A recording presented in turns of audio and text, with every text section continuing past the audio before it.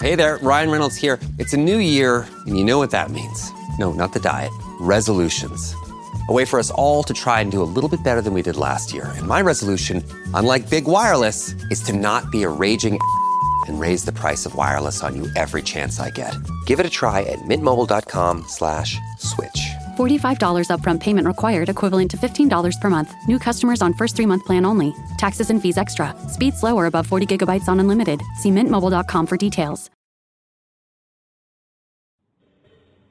The best late-night conservative talk show in America, Sackheads Radio. And listen, there are no people better on the air to give you the best in conservative talk than Sackhead Sean and Sackhead Clint.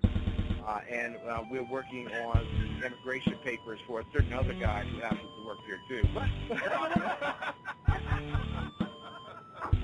For those who are tuning in around the world to the best late-night conservative talk, Sackheads Radio. Sackheads. Sackheads. Radio. Sackheads. Sackheads. Radio.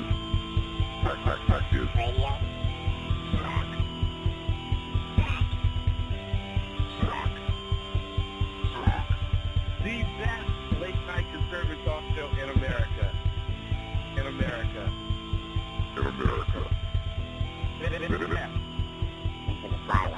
And in this web was a large, I'm pretty sure it was the biggest spider I've ever seen.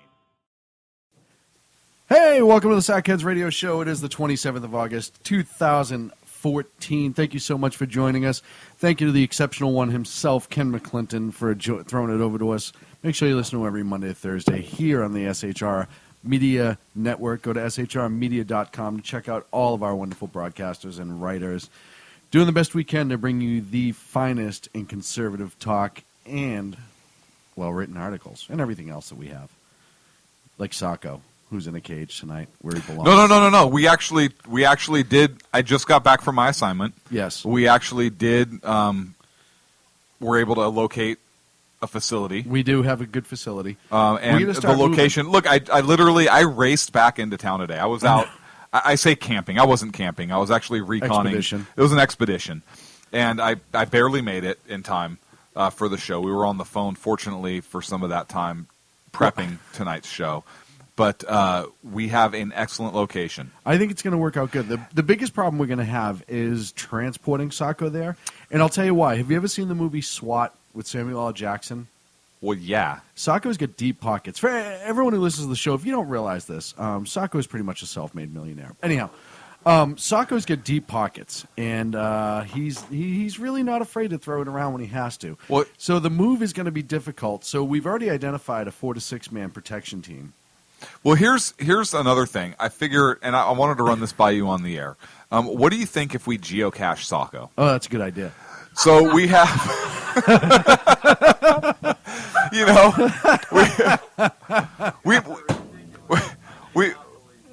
mark his coordinates somehow, right? And we put it out on the interwebs, and we see who the first person is to find Sacco. Now, hopefully it's not some sort of, government shill who's going to dig him up and waterboard him to try and find out our identity. We don't waterboard anymore. We don't. Right. You and I don't waterboard. Thoughts? No, I think that's a great idea. It's a great idea, right? The best part is going to be, honestly, him being under that tree for like a month until somebody finally gets around to geocaching and finding him. And on top of that, because you and I will get sidetracked. So like the first 2 days we'll check on him because he'll be chained, obviously, to the tree. And we'll check no. It's got to be underground. If we're geocaching, we have to. There has to be some sort of. Why do you think we found the bunker? Oh, that's a good point. Yeah. Sacco, you can breathe through a straw, right? Okay, perfect. Then yeah, let's go for it. We'll start the new geocaching in the next couple weeks. We'll get that rolling as soon as Clint defines what geocaching is, because I'm pretty sure that's a term you heard somewhere, and you're like, oh, let's do that to Sacco. Isn't that where people like go and find stuff? Like they get GPS coordinates and they go find it with their GPS, and there's like, I don't know, like a roll of toilet paper and some like a peanut or something. I don't know. It's Dude, like I'm people just gonna start. You know what? people hide stuff and they go find it. It's I'm called just gonna start geocaching. randomly geocaching Sackhead stuff. I actually know what that means. I'm impressed. I didn't say I actually do it, I but am I figure impressed. people do it. So Sacco, he's kind of a tech guy. That's appropriate. Geocache Sacco. The whole like liberated. That's like the ultimate liberation, the ultimate end goal of free Sacco. Yeah. He has to be found and brought back. I just want to know geocached. if Ken will make the trek all the way from his side to our side to save Sacco. Ken has been one of the biggest outspoken supporters of Save Sacco, and I want to see if he'll put his time in where his mouth is and actually try to save Sacco. I don't think so. I think Ken, with his whole Save Sacco rants, I think it's false rage. Really? I do. I think it's false rage, and I'd bet that if we geocached Sacco, like we had Sacco and we marked him and I just want to see everything. how many times we can say geocache in this bit. I mean, really. I don't think Ken would make the trek to save him. I think that's exactly what Ken wants. I think it's reverse psychology. Oh, so I think Ken is practically daring us. Oh, okay. All right. Well, hey, Sacco, I would hydrate now. Just hydrate and digest. He is. Look what That's he's all I'm drinking. saying. That's all I'm saying. Look what he's drinking. Huh? No, we don't have anything. No, better the to talk Sackheads about. radio show, Sacco. This is what we talk about. For the first 10 minutes, it's general jackassery, and That's you the are the butt of the segment. jokes, typically. You and your mom. Other than that, Hey, you know what? The funny part is we actually like your mom. a lot. Like, a lot. Like, I can't even... Poor Mrs. Sacco.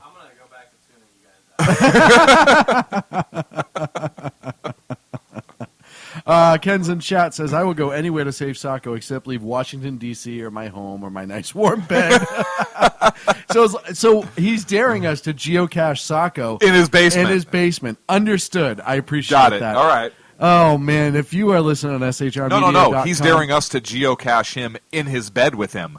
So why is that, Ken? That you'd be unwilling to leave your warm bed except for if Sacco there is basically what that meant. Oh, man. Whoa, I mean, let's kind of read into this here. And I don't judge. Good for you, right?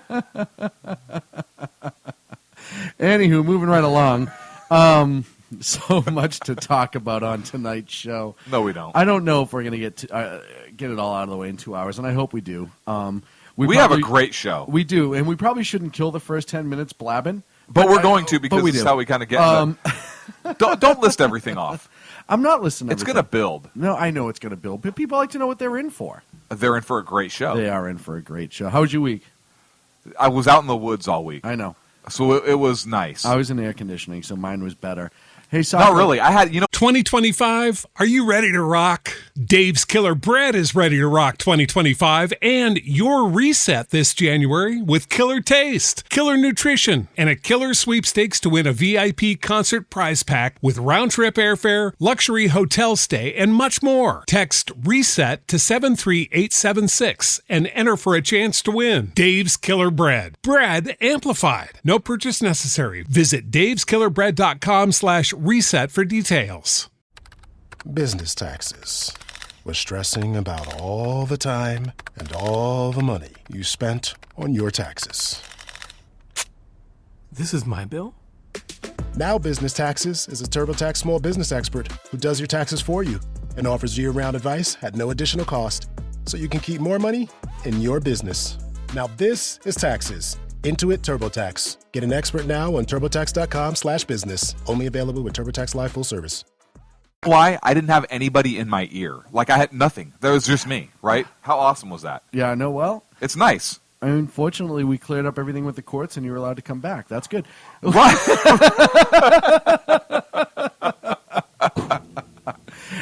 If you listen on shrmedia.com or through the Live 365 server, make sure you jump in our chat. Go to shrmedia.com and click Live Chat. Or it says Chat Now. Saka, what does it say? Live Chat? I think it says Live Chat. I don't pay attention. Just click on that and get in the room and cause some problems. You do pay attention, Sean. And don't say that. You're a sackhead. And sackheads pay attention. We know what's going on in the world around us. We do. So what are you talking about? You don't pay attention. I don't pay attention. Wait, is attention and taxes the same thing? Yes. Okay, yeah, I don't pay attention. IRS, he's totally kidding. That's I'm not just kidding something- there, IRS. How come you Just- can't lose just like my kidding. account information? I know. You know. You can lose everything else. You can't come lose on, my I account don't wanna, information. I don't want to. I didn't game it. I know. I'm not gaming it. It's a tease. It's So- called a tease. You know, there was something that happened earlier this week that we both agreed was semi-comical. Hang on a second. What? Whose name is next to that? Oh, I did it again, didn't I? Okay, so there's something that happened this week that you and I both agreed was semi-comical. You started reading my lines again. I'm sorry. It says right there clearly. It's clearly I love marked. the fact that we try to convince people we script the show. Yeah. If they can't tell this is completely unscripted jackassery by now, that's on them. So the British Embassy put out a tweet, and August 24th marked the 200. August 24th of this year marked the 200th anniversary of the first and only time that Washington D.C. was occupied by a foreign force. Yes. The White House was burned, and subsequently the Capitol was taken over. So the British Embassy on that date, they had a picture of a cake, and the cake had a picture of the White House on it. And there was the American flag and the British flag on it. And they said the caption with the caption of the picture of Patrick Davis, who's the deputy ambassador to the United States for the Brits, it said the anniversary of burning of the White House. He's celebrating the anniversary of the burning of the White House with a barbecue. Okay, and then it went on to say commemorating the 200th anniversary of the burning of the White House, only sparklers this time. Okay, and people lost their minds. I thought it was hilarious. You know what? I First called of all, you, right? You did. You called me straight up, and you're like, dude, the funniest thing, the Brits just tweeted the funniest thing from their embassy. Now, for a couple things, first of all, you have to understand British humor. British humor is very different than ours. I actually get a big kick out of British sense of humor. Fawlty Towers, Monty Python, shows like that. But the Brits have a very, very keen and almost over-the-top sense of humor. And this, as soon as I saw this, I knew it was a joke. Right. And I knew they were playing around, and they were poking a little bit of fun. It's a friendly rivalry. It's a very funny, friendly rivalry. And I thought it was really well done. I laughed. We laughed on the phone. I laughed hysterically. Because do I like seeing the White House get burned? No. Did it happen 200 years ago? And some things that maybe happened that far we need to have a sense of humor about in this country? Absolutely. Right, and here's the thing, folks. We actually sent a tweet back. We did. Saying, go ahead, Sean. We we talked about what exactly we were going to send back. Right.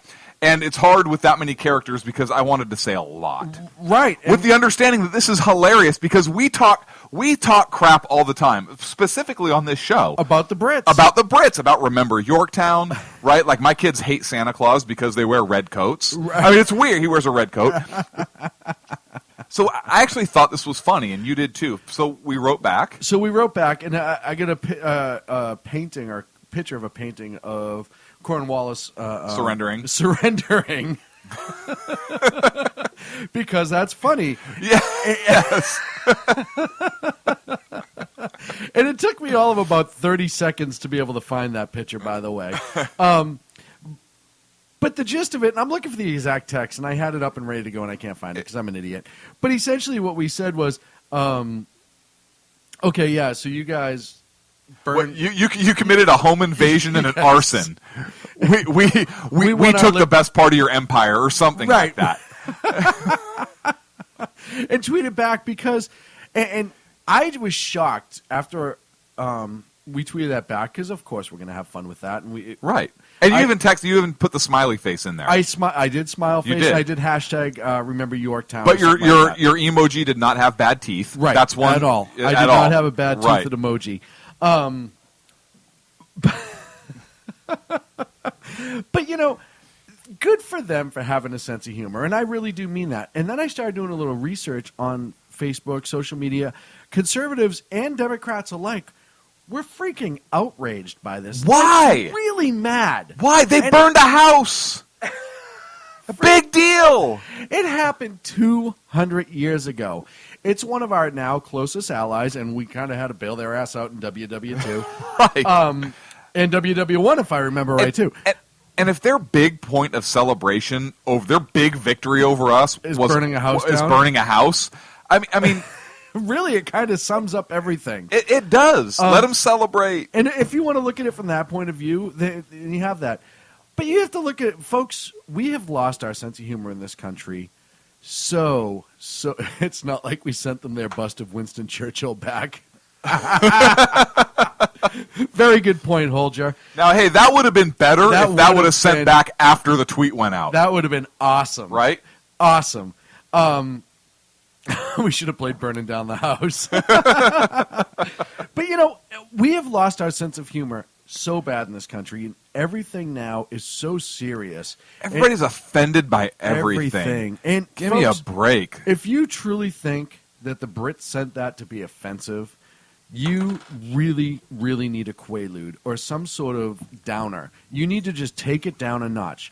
It's a ally, our closest ally, our friend and neighbor for over 185 years now. And we won. And we won. Like, they didn't get the U.S. back. Right. That was the War of 1812. They tried, couldn't do it. They didn't do it. And we that's twice. Yes, that's two different times. The first time, we kind of phoned it in, too. I mean, we at the beginning, we weren't really with it. We kind of were forced into. What you're hearing is Hardie Fiber Cement Siding living up to its reputation as the siding that helps resist weather damage, no matter what Mother Nature throws its way. James Hardie knows how important a reputation is, especially when you're a home builder. That's why Hardie products withstand the elements better than wood-based siding, with styles to match their strength. Because when home builders work with us, we deliver our best so they can look their best. Protect your reputation with exterior products by James Hardie. Action. The second time, we're a little bit more prepared, but you need to get a sense of humor, and we need to be able to poke fun at our friends and allies, and understand that they're going to poke fun at us. And if you know any Brit, and I know a couple of Brits, and their opinion of us as a nation, and I has soured over the last 6 years. Yeah, which is weird. But before that was amazing. Right. And not because they look up to us, but they look across to us like a friend. And like a brother. Absolutely. And you have to have that sense of humor with your brothers. I had a brother growing up who we used to play pranks on each other all the time. We play pranks in the studios. We're a level of brotherhood here. And sisterhood. Sacco. Right. But that's all part of being friends. And I even saw something about bullying. I kid you not, discussing this. So we as a nation, first of all, how are the Brits going to bully? But don't even go down that road, because you're giving substance to a stupid thought. But I'm showing how absurd it is, though, right? What would they gain from it? Nothing. Nothing at all.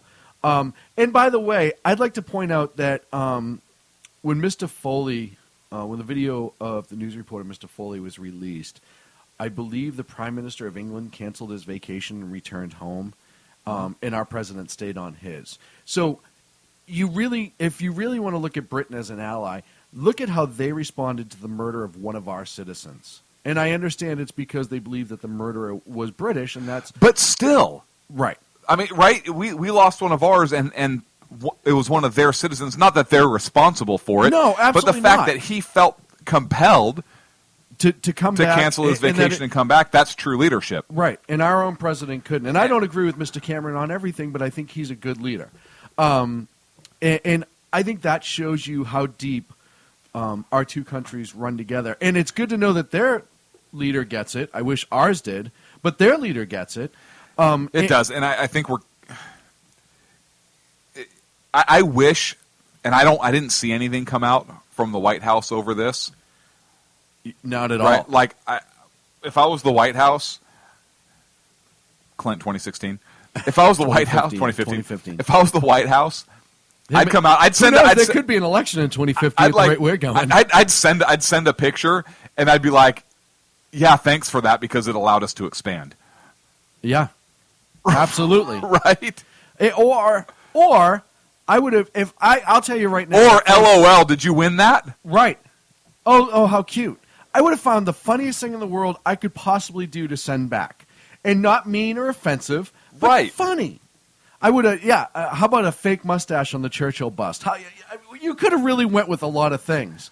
And instead of just this fake outrage, folks, we have to stop getting mad about every little thing It's in sensitivity. this country. We have We're lost our so- sense of humor and we we've are lost s- our way. We're just so sensitive about everything. I think people are genuinely sensitive. Yes. And you can't say that.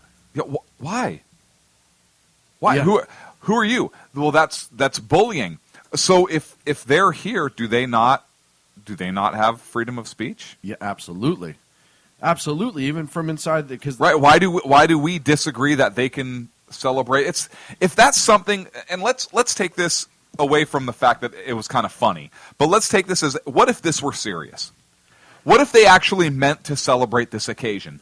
If that's something that as a country is a big deal to them, right? Big deal. Look at July 4th. We rub it in their face, right? It's our independence. Well, who'd we gain that from? We gained it from them. We're celebrating our We launched independence. fireworks over their embassy in our own country. Right. I mean, that's kind of a big deal. So if they want to celebrate because they lit a house on fire, hey, go for it. Big deal. I mean, if that's a big deal for them, right? But it's not.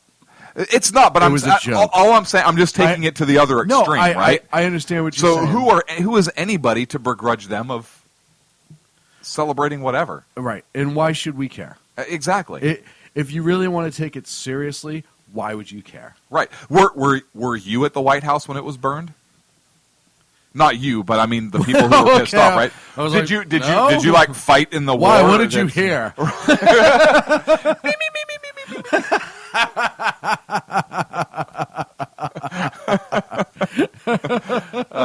Inside joke.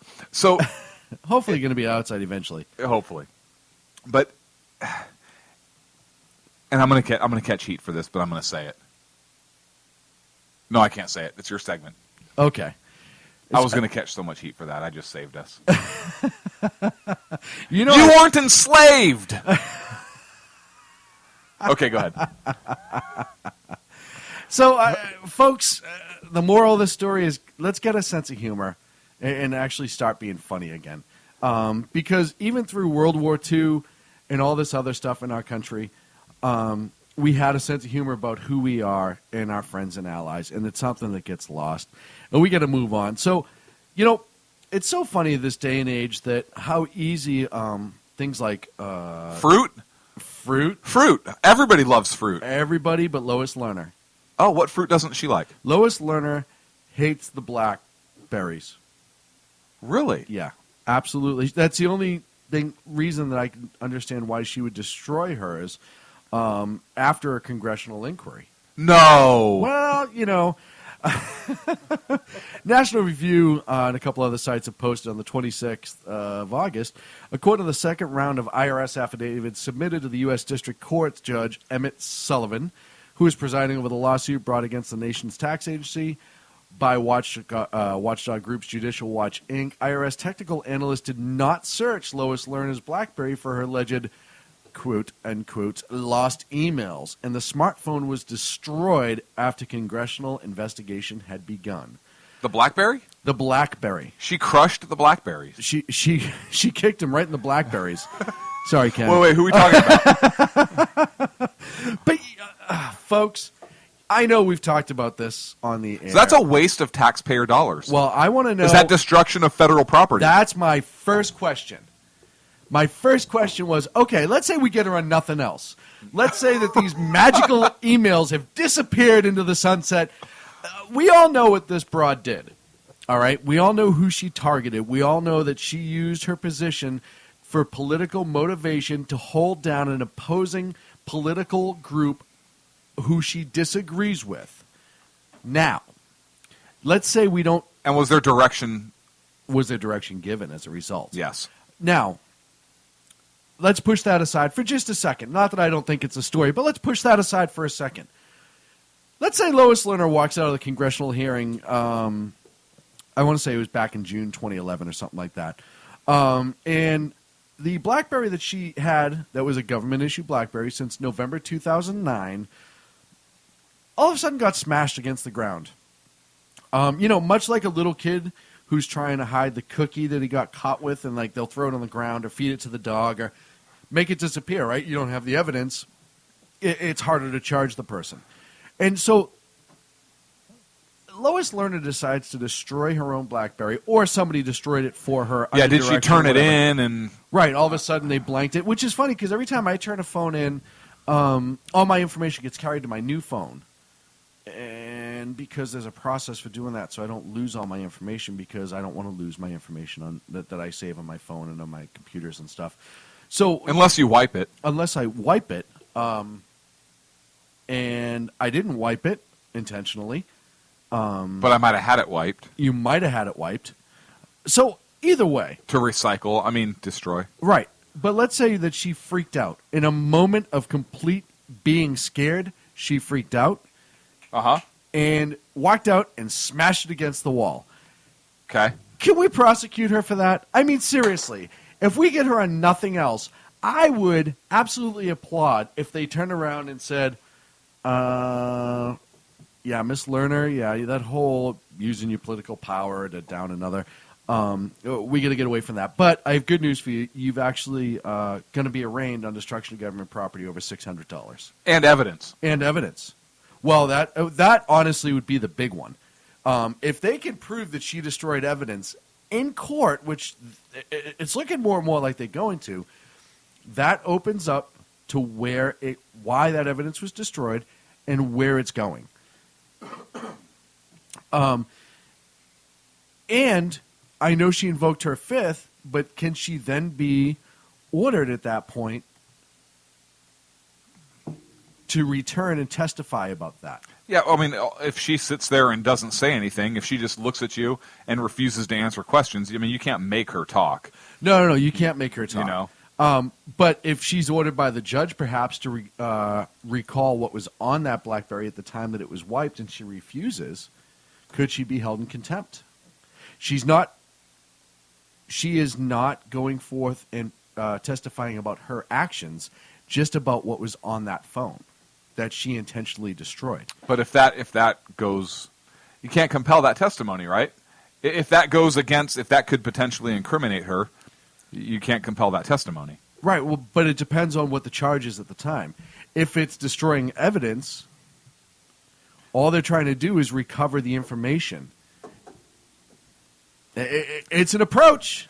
It's an approach. I don't think she's not going to answer any questions. Oh, no. You're out of your mind. There's no way she's going to answer any questions. First of all, you're right about that. I am out of my mind. No, I know, which is one of the things I love about you. Everyone's saying that in the chat room that it may have been an EMP. An EMP? Yeah. Electromagnetic pulse. An evil mother progressive? Yeah. Obviously, that's what it was. Oh, yeah. Let's see. Agrido is saying that Lois Lerner's BlackBerry was wiped when she walked too close to the Van der Graaf generator. Debbie Washman Schultz does with her hair. How did you know she had one around the house? That's kind of funny. But listen, we both.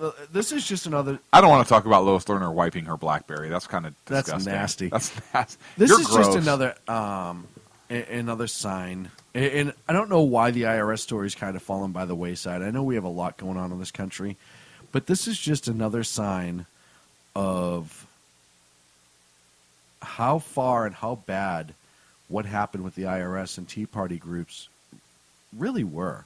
If they're going to start wiping computers and phones and outright lying and delaying and pausing, there's a reason, folks. And I'm not a firefighter, but a firefighter once taught me where there's smoke, there's fire.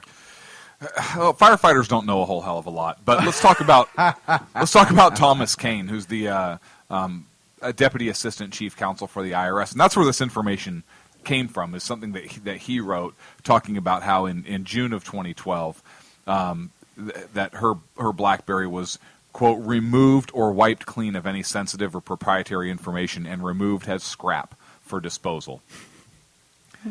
So that's coming from the Deputy Assistant Chief Counsel for the IRS.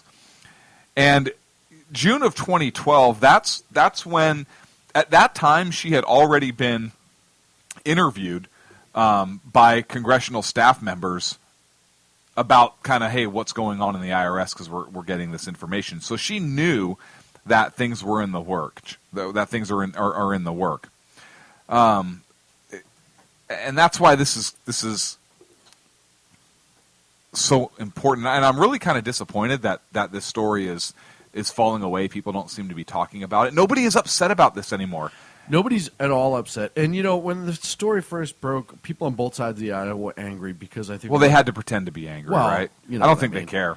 But now nobody seems to be angry, and that's frustrating me. It's frustrating me to no end. Listen, folks, this is a big deal. We've talked about it time and again, and I know we're up against a break. Socko's giving me the sign. Closing the door on the segment. I know we're up against the break, but, if it was the other way around, the outrage through liberal media right now would be through the roof. Even to this day, you wouldn't be hearing about half the stuff that's going on in the country. Nobody would really know who Michael Brown was because the big bad conservatives would be targeting the poor progressives. And just remember that, folks. Where this is getting pushed, where the agenda is, and where does it lead? And you talked about Judge Emmett Sullivan. Yeah. And, he's already given the government 2 opportunities to turn over this evidence. And he's not one that takes kindly to people not taking kindly in his courtroom. He hates it when evidence is turned over or not turned over when he orders it, when the government plays games. As a matter of fact, this judge has chewed government attorneys out before. So I'm curious to see kind of how this is going to go down. But definitely one to watch now, a new side of this whole IRS story. Well, unfortunately, I don't think we'll get anywhere before the elections, but we will see. We are up against a break. Socko's throwing stuff at me now. We're going to be back in 3 here on the SHR Media Network. We are the Sackheads Radio Let's go tie Show. him down. This is ridiculous. He can't be throwing stuff at us. Who's the talent here?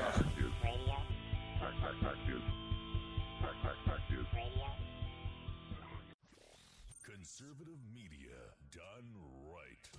You're listening to the SHR Media Network.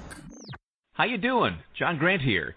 When I'm not slaving over a hot microphone on the 405radio.com Saturdays at 10 a.m. Eastern, I check out Sean and Clint here at Sackheads Radio. We all appreciate the best political bloggers, writers, and commentators.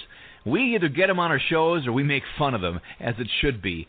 So check us out live Saturdays at 10 a.m. Eastern or forever on the podcasts on the 405radio.com. This is Tammy Jackson, inviting you to join me on the Tammy Jackson Show every Tuesday night at 7 p.m. Pacific on the 405radio.com. Put down that remote and tune into the show that covers politics, guns and the Second Amendment, religious liberties, sanctity of life, the military, and more. I host newsworthy guests and work hard to be a conservative radio show that's not like all the others.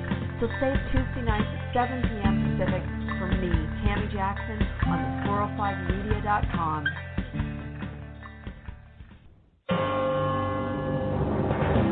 Hello, I'm Paul, a student at Hillsdale College. Here is my professor, Dr. Larry Arnn, on the separation of church and state. America's founders believed in the separation of church and state, in that the country was not to have an official religion or an official sect. But that did not mean that government was to be hostile to religion, or even indifferent to religion, as many today argue. In fact, America's founding document, the Declaration of Independence, includes both a reference to God as the author of the laws of nature and a confident assertion that human beings are endowed by their Creator with certain inalienable rights. Far from being hostile or indifferent to religion, America's founders understood the theology of the Declaration to be an essential part of the education of citizens. This Constitution Minute was brought to you by Hillsdale College. To join the national conversation on the Constitution, go to constitutionminute.org.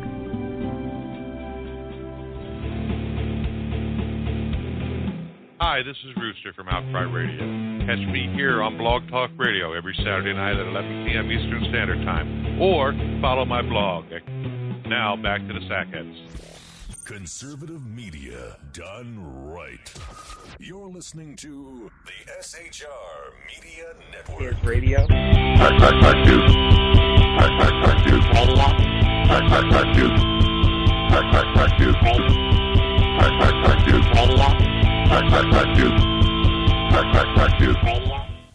And we are back here on the SHR Media Network. This is the Sackheads Radio Show. I am Sack.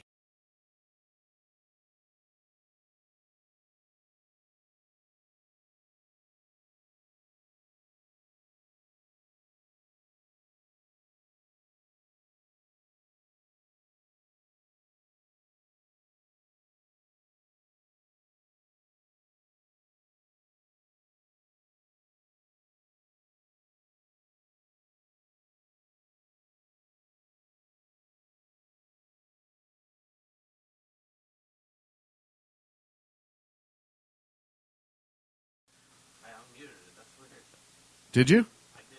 So I blame Sacco for that. It was unmuted. You know, Sacco? I just ask. All I ask you to do is every 30 minutes or so check in for 4 minutes, and then you can go. You can go back to playing Farmville when you're done. You can go back. You're fine. You know what I think I did? I think I clicked it, and then if you tap. No, you failed. What did you do, Sacco? We are back here on the Sackheads Radio Show. So,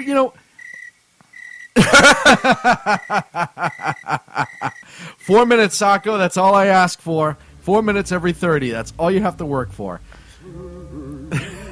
By the way, Sacco's almost like Bumblebee from the Transformers movie because he doesn't have a microphone. He can only talk to us through sounds. But he's not as badass. But he's not.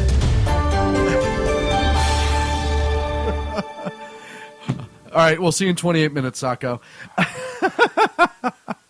So, as we talk about the learner thing, you think, how could it get any worse in this country? I mean, we have the IRS who's literally targeting Tea Party conservatives in an attempt to essentially punish them for their beliefs. And then we talk about ISIS and the terror threat. And the fact that here we are, 13 years removed, almost to the week of 9/11, we as a nation are still ignorant to the fact that there are people that want us dead. We're not ignorant to that, but a lot of people look. It doesn't make people feel good, right? And here's what I liken it to. I liken it to people that. Okay, I'm gonna go step back here. Sheepdogs and sheep and wolves, right? Yes. Lieutenant Colonel David Grossman, when he talks about sheepdogs and wolves and the sheep, and there are sheepdogs that protect the herd, that protect the people, right? Your military, your law enforcement, firefighters, blah, blah, blah. People that protect the herd. And then you have wolves, people that try and hurt the hood, right? Your criminals, your terrorists, your murderers, your rapists, all those people. And then you've got the sheep, that people that kind of go along. And the sheep don't always like the sheepdog, and they certainly don't like the wolves, but they kind of go along, and they don't like to think about the bad stuff that's out there. Right, and how many conversations have you and I had with people, and several? I mean, even when we were at convention and different events, you and I have been with, yes, where people, I don't really listen to I don't pay attention to the news because I just, there's just so much bad stuff, or nothing ever really happens, or there's so much negativity. I just don't want to deal with it. I just want to go about my life. They don't want to pay attention to it, right? Because it doesn't make people feel good. Right. It's not. You don't want to think about the rapist hiding in the alley, right? Or the gangbangers that may drive by and hit somebody in a drive-by shooting. Or you may actually be in a theater when somebody shows up and starts trying to kill everybody. Right. So you don't think about those things because it's bad. You don't think about terrorists trying to kill us because, well, we live in America, and that can't happen. It won't happen to me. Because if you think about it, and not you, but just the hypothetical of you, good. If you think about that, it scares people, right? And it affects people very differently. It affects people differently that aren't in the business of military or law enforcement or fire or something like that, public safety. Or news media in our regard, right? Where we have to pay attention to it. But what I'm saying is it doesn't if you're not in that zone where you have to kind of be aware in order to help, then it doesn't make you feel good, so why do you have to think about it, right? It's probably going to be okay. Well, here's the problem. West Point just came out with a study, and their counterterrorism center challenges the point that's being made now that this ISIS and ISIL is only recently become a major threat to the world. And their thesis is essentially, hey, this has been 4 years ongoing. I mean, they have been gathering steam and gathering power for 4 years. And they've established essentially a caliphate across a portion of the Middle East. They're expanding more. This goes against the Obama administration narrative that, what Obama call them, JV? Yeah, junior varsity. Junior varsity, right? It said they were JV, basically just completely shunned them. Those guys are nothing. And here we have what appears to be a British national attached to this group who beheaded Mr. Foley. And there have been American citizens that have been radicalized, so obviously it can happen here. There was the kid originally out of Illinois and then San Diego. Yeah. So a quote from the report, the West Point report, says, quote, ISIL did not suddenly become effective in early June 2014. It had been steadily strengthening and actively shaping the future operating environment for 4 years. For 4 years. Right, and that's just since we started tracking them. And listen, so if people don't take ISIS and ISIL, and I call them ISIS, they're ISIS. I know the president calls it ISIL for whatever reason because I think it sounds worse. Because they're a bunch of ISILs? Right. And I don't know if he doesn't like ISIS because then it brings back Clinton saying, I don't know what the definition of is. ISIS. It's is. But for this junior varsity squad, as he called them, to be so organized that they can take over essentially two halves of countries. It didn't just pop up overnight. They didn't just all of a sudden get together. And if you look at pictures of them online and everything, they are uniformed. I'm looking at a picture right now. Yeah, they have a flag. They have their own flag. I'm looking at a picture right now on Al Jazeera America because I wanted to make sure that I got the straight truth. Nobody can see me roll my eyes. Straight information. Right. You don't go to Al Jazeera for truth. But I'm looking at rows of hundreds of ISIS militants who are in a uniform. They're dressed in all black. They have a balaclava on that has their insignia on it. They all have matching weapons, matching boots. They have military equipment in their possession. They are a light infantry unit. They are at minimum light infantry unit. They're light. I'd call they're light infantry, right? They are equipped, trained, uniformed. They are a light infantry unit. Yep. And this is the report talks about al-Baghdadi, who's kind of like the leader, right? Or after al-Baghdadi, basically that he quote rebooted the organization in around 2010. I wish we could do that with Lerner's computer. Go ahead. So effectively, because if this is the reboot, man, he knows what he's doing. He is. But since about 2012, we've seen car bomb attacks across multiple cities that went from like 2012 until the end of 2013. Now we're seeing them kind of come forward. This caliphate has been established throughout part of the Middle East, and now they're basically egging on Americans by beheading Foley, sending his family emails, and sending a message directly to Barack Obama. Right. It doesn't sound JV to me. No, it does not. Ken's in the chat room, and he actually nailed it. He said, it hasn't been since Mongolia have we seen such swiftness. And I agree. The amount of people that are getting on board and doing their bidding, the amount of people that and I'm sure there's multiple motivations. There are those who are true believers, and there are those that they're just paying. But it doesn't matter, right? Because they're all part of their organization. Exactly. It They're doesn't matter there. how you rally the troops as long as they're rallied. And folks, look, don't think that this can't affect us on the homeland. Oh, no, it absolutely affects us on the homeland. As a matter of fact, DHS released a bulletin to law enforcement. Actually, Boston first got it because there was fear after Mr. Foley was murdered, and the war crime was committed, and I'll call it a war crime, was committed, that there'd be retaliations in the Boston area because he's from New Hampshire, right up the road. It's the most populated area, and they got a bulletin saying essentially you need to watch out about ISIS, lone wolf attacks, organized attacks, small unit tactics, explosives, and they've since, the Department of Homeland Security and the FBI have since expanded that to law enforcement nationwide, to the best of my understanding.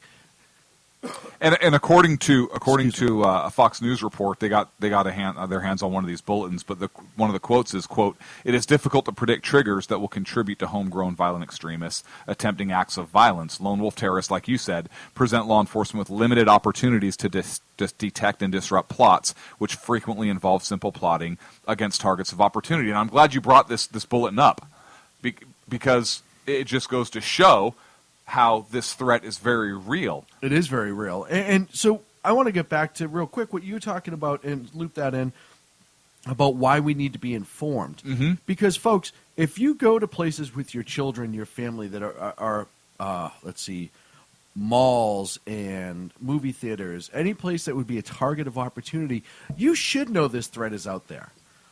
We do have the anniversary in 9/11 coming up. Egg's pointing out a great point. There are the Christian holidays that are coming up.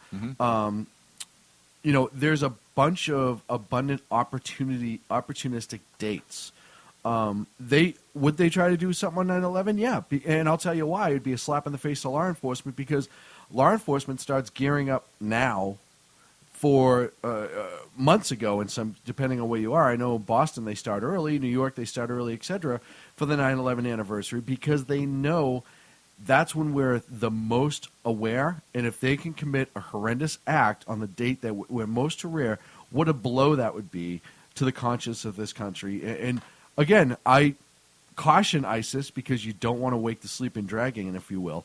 But what's there to wake up? You have Obama in office, and I'm not saying that to be an ass, right? But I'm serious. Look, he draws a red line, and then don't step over that line. Oh, this it's line? It's not him. Right here, I'm going to step over this line.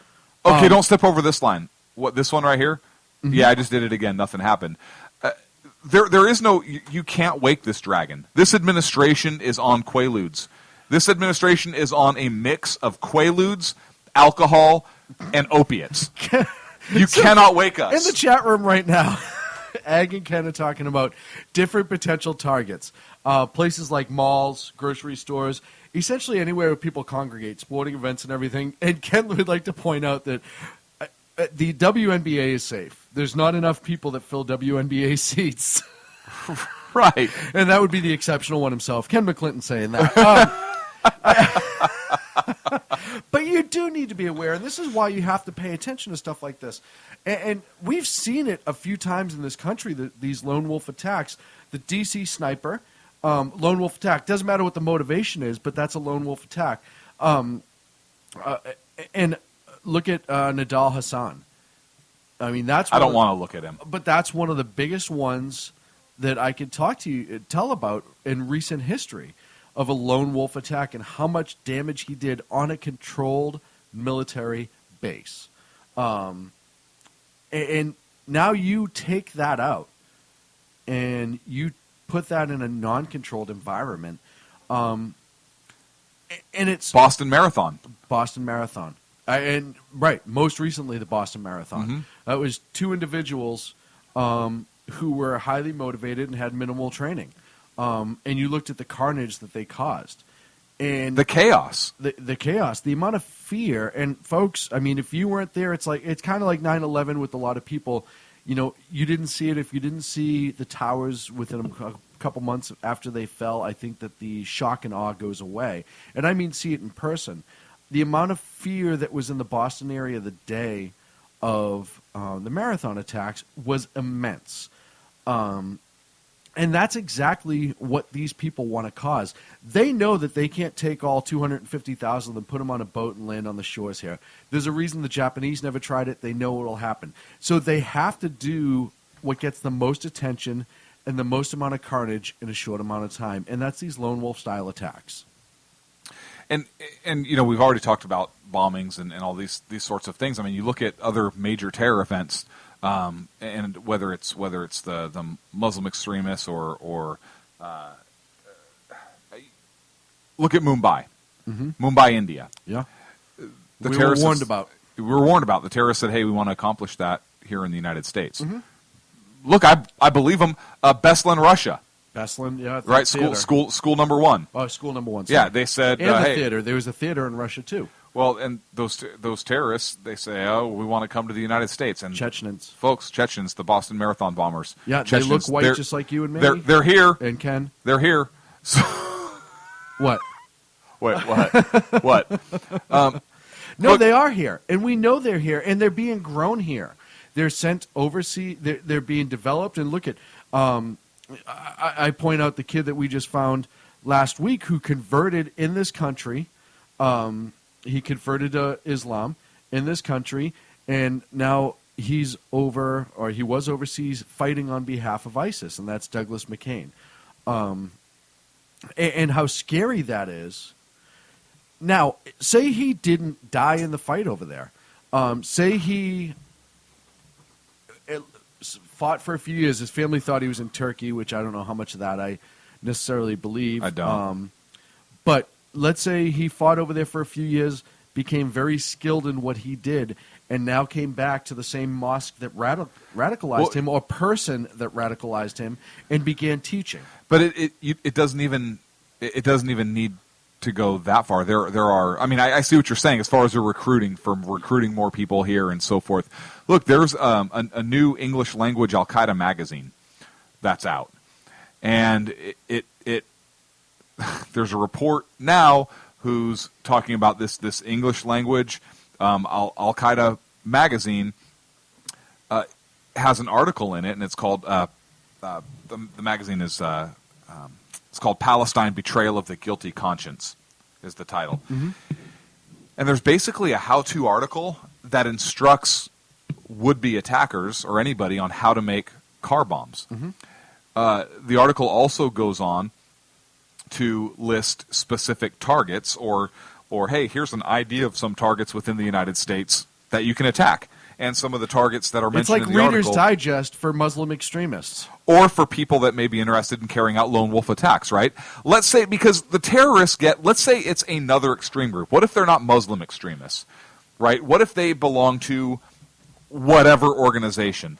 ELF or ALF, right? Yeah. The Earth Liberation Front, or ALF, right? Animal Liberation Front, whatever the hell they are. They are domestic terror groups here in the United States. Oh, sovereign citizens, one of the right? worst. They can access this information and commit an attack, and the terrorists still get what they want, right? They get attacks carried out by whoever. They don't care about the ideology. Yeah, they don't. I mean, some of them they care about the ideology for them, but not what causes the carnage. So they're exactly. But they talk about, hey, how's about Las Vegas casinos, military colleges, oil tankers. There are. It's a how-to guide, and they talk about basically how to make a bomb in your mom's kitchen. And folks, you think this isn't kind of a here you go, folks. There's an attack coming, and or we want an attack to come, and hey, here's what you got to do. It talks about timelines, and they indicate the timeline concludes with the date 201 ? Basically implying that, hey, this attack is coming soon. And right? So here you have a suggested list of targets for lone wolf style terror attacks. And again, those targets include Times Squares, nightclubs, the Georgia Military College, the U.S. Air Force Academy in Colorado Springs, oil tankers, like we said, trains. And they talk about, hey, here's how you make a car bomb even in countries with tight security and surveillance. They give you a shopping list of what you need in order to make what you need to do, how to cook, what you need to do, what kind of lamps you need, everything. It's all in there. You need. It's all in there. And the 9-page article, it's 9 pages, it says, quote, how to make a bomb in the kitchen of your mom. At least they rhymed. They totally rhymed. So we're tying all this together a little bit, but we just have this study from West Point that's coming out that's saying, hey, this is 4 years in the making. They are gaining a lot of strength, and this is an international threat. DHS coming out with this bulletin. Hey, we think something bad could happen soon, so kind of be aware. And now you have a magazine being put forth, an Al-Qaeda-based magazine or Al-Qaeda-affiliated magazine with how-to directions, including suggestions for targets, how to select your target, and how to make an explosive device or improvised explosive device, including pressure cooker bombs and car bombs, to accomplish the quote-unquote mission. Well, and you know, I'm sorry, that's a scary combination. It's a frightening combination. And also, ISIS is so bad that originally Al-Qaeda wanted nothing to do with them. They're so ruthless that Al-Qaeda even stayed away from them. And I think what you're going to see happen is I think you're going to see them take over the reins of Al-Qaeda and kind of force it. I think it's going to be one gang when they take over another gang. You work for me now. And I think you're going to see that happen. I had the opportunity today, actually, I talked about this with a former Marine who did his time in Afghanistan, and he's a demolitions expert. I mean, that's what he did. And we went for like a the walk. derbies? Huh? Like demolition derbies? Yes. Those are fun. But we were talking about this exact scenario, and he walked me into the janitorial closet where we were and started pointing out, just in a simple janitorial closet, all the things that you could mix to create a bomb. And that's without anything that's deemed quote-unquote explosive. And it's frightening. It Without really giving is you frightening. specific instruction, I'm sure. No, I know. He just said, if you have that, and that, you could make a bomb that would do this much damage. Right. And you have to mix and get triggers and stuff like that, but it's not hard to do. Again, we think we are insulated, but we are not. We're not. And this is why, look, as a country, folks, we need to be paying attention. I mean, this isn't – I'm not talking, paying attention in terms of, I kind of watched the news today, but I'm talking about paying attention in terms of our own safety. And look, why would an armed population not be beneficial in this case? Yeah. Honestly, right? The Japanese are on record in World War II. Every blade of glass, behind every blade of grass. There's a gun. They were petrified to make landfall. And I think the Germans were too, even though they never admitted it. I mean, listen, the Germans were off the coast of Maine, North Carolina. They weren't far. Right. They could have got here if they wanted to. Japanese, same thing. They hit us in Hawaii. They had the Aleutian Islands. They were in some of the Aleutian Islands, right? And I believe there was also a couple of explosives set up in Oregon. Mm-hmm. They did make minimal landfall in this country, which we forget about. Yeah. In World War II, our enemy forces did make minimal landfall in this country, but they were afraid of the full invasion because of an armed society. They'd be begging for our military to show up because they'd be so worried about the that don't have to fall against the Geneva Convention. Nothing. The sackheads of the world. Exactly. Who literally would be looking for new and exciting ways to quote-unquote repel them back into the ocean, speared lawn darts. Nobody on the lawn darts? Come on, it's a great idea. Anyhow, so they will never make a full-blown attack on this country because everyone knows that it's a fool's attack. However, could you imagine if it was put out to the terror organizations, to the world, really, hey, listen, our citizenry is armed. And woe on you if you try any kind of, I'm just going to throw out the word shenanigans. It seems to fit right here. Evil shenanigans. Woe on you if you try to do anything that's going to disrupt our citizenry. Our citizenry. Mm-hmm. I believe most people are good. I believe so too. Look, there are criminals. There are knuckleheads in the world. There are always going to have. There are dirtbags in the world. There are people who are going to do bad things, and they're going to do bad things whether they're legally able to own a gun or not. But if everybody in this country could carry a firearm for national security purposes, first of all, how many active shooter events could be stopped? Minimalized. How many terror attacks None. could be minimalized that would have started as a Mumbai-style active shooter attack? Yep. Or something of that nature, right? Yep. I mean, how many rapes could be prevented? How many homicides? illegal homicides on could and be on and could on be and on. protected. But we're talking national security here. I just, it's always one of those things. I think back to 9/11. How many gangs could be repelled, right? I if think there was back to 9/11 and how unified we were as a nation. how many husbands would come home early from work from Ken? And honestly, that is going to happen. Sadly. Hang on a second. I got an answer for Ken. Only the sissies. Right. Only the ones who don't have good Kevlar. Right. But I somewhere in my head, I always think of like an ISIS, like say they did have this grand scheme of making landfall. Like all of a sudden they overtook two boats. They're like, we're coming to the West Coast. And they land in southern L.A., Los Angeles, right? And all of a sudden they start marching to it, say, Compton. The amount of gunfire that they would be up against. I mean, seriously, like I could picture the ISIS member being like, yeah, is this the LAPD? Yeah, I need to report a robbery. Yeah, my AK-47, my wallet. Well, we were going to do an invasion. Long story. However, can you send some? You guys don't come here either? Okay, we will leave then. Better yet, they all show up wearing like red. And they go to like where the 8-2 Crips are. And they walk through. Strolling down the street. Right. We're here for you. Run! Run! Run! And the best part is at that point, the 18 Crips would go from gangs to national heroes. That would be so awesome. I would actually high-five them all for that. I would. But it proves that a lot of times, though, like I said, after 9/11, when a lot of that stuff did go away for a little while, gang violence dropped after 9/11 because of the mindset of unification in this country, and that small things went away. And I really believe that if something like that were to happen in this country, that would be the only good that would come out of it, is that our country would probably put these ridiculous petty differences aside. And realize that it's more about country than stupid things that we worry about. Do you think that there's a DOJ operation to arm the Crips and Bloods in order to protect against a potential invasion of Los Angeles? I mean, they did it with the Mexican drug cartels. Right. Why wouldn't they do it here? Because they know they would never get them back. All right, dude.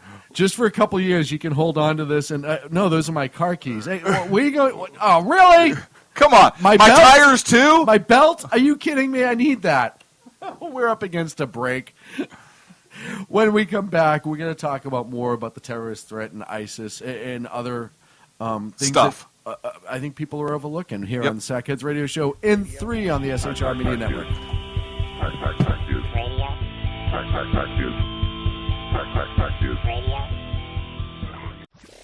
Conservative media done right.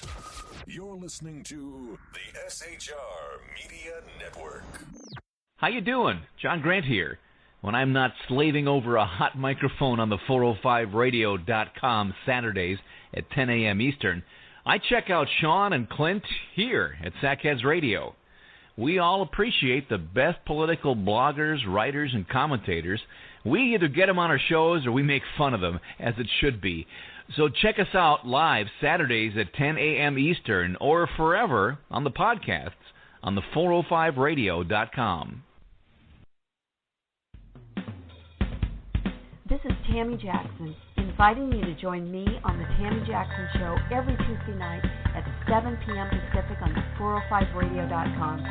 Put down that remote and tune into the show that covers politics, guns and the Second Amendment, religious liberties, sanctity of life, the military, and more.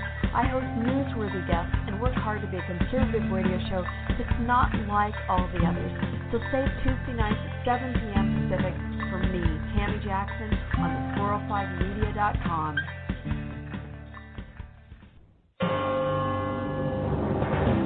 Hello, I'm Paul, a student at Hillsdale College.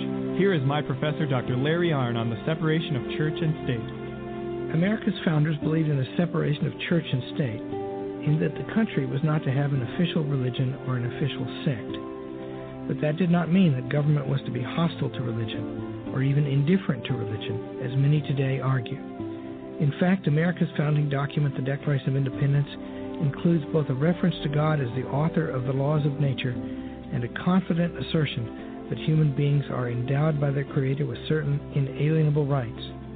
Far from being hostile or indifferent to religion, America's founders understood the theology of the Declaration to be an essential part of the education of citizens. This Constitution Minute was brought to you by Hillsdale College. To join the national conversation on the Constitution, go to constitutionminute.org.